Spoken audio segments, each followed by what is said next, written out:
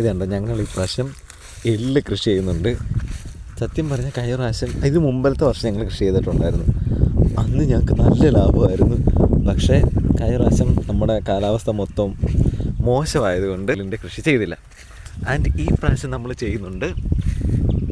ഇത് ഒരു തേങ്ങയില്ലാതെ ഞങ്ങൾ ഇട്ടിട്ടില്ല. ബിക്കോസ് ഇത് വലിയ നഷ്ടമാകുമെന്ന് ഞങ്ങൾക്ക് നല്ല രീതിയിൽ അറിയാം.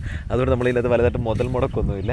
പക്ഷേ എന്നാലും നമ്മൾ എന്തൊക്കെ ഇത് കണ്ടോ, ഇതിൻ്റെ ഞങ്ങളുടെ മൊത്തം പോച്ചയാണ്. ഇത് കഴിഞ്ഞ പ്രാവശ്യം കൃഷി ചെയ്യാതെ കിടന്നത് കൊണ്ട് ഇതിൻ്റെ അകത്ത് മൊത്തം പുല്ല് കയറി തിങ്ങിയിരിക്കുമായിരുന്നു. ഇപ്പം നമ്മൾ ചെറുതായിട്ടൊന്ന് അന്നേരം അത്യാവശ്യം ഇതായിട്ടുണ്ട്. നമ്മൾ വിചാരിച്ചതിനേക്കാളും പൂട്ടുകൂലി ആയിട്ടുണ്ട്. ട്രാക്ടർ പൂട്ടിയിട്ട് സെറ്റാക്കി ഇപ്പം അതിൻ്റെ അകത്ത് എള്ള് വിതച്ചിട്ടുണ്ട്.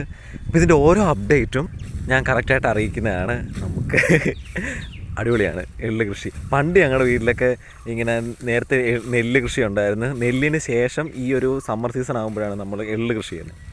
അന്ന് ഇത് നല്ല സെറ്റാക്കി ഇട്ടിട്ട് ആണ് നമ്മൾ എള്ള് വിതയ്ക്കുന്നത്. ആൻഡ് ഇത് കഴിഞ്ഞിട്ട് ഇത് ചെറുതായിട്ട് കിളിച്ച് വരുമ്പോഴത്തേന് ഇതിൻ്റെ നമ്മൾ ഇത് ചെയ്യും, മീൻസ് ഇതിൻ്റെ ഇട കിളച്ച് കൊടുക്കും, പിന്നെ വളമിടും. നമ്മൾ അത്രയ്ക്കൊന്നും പോകുന്നില്ല, നമുക്ക് നല്ല ചിലവായിരിക്കും. ഈ മഴ എപ്പോഴാണ് പെയ്യുന്നത് അറിയത്തില്ല. മഴ കൂടുതലായിട്ട് പെയ്ത് കഴിഞ്ഞാൽ ഈ എള്ള് പെട്ടെന്ന് അളിഞ്ഞു പോകും. അതിൻ്റെ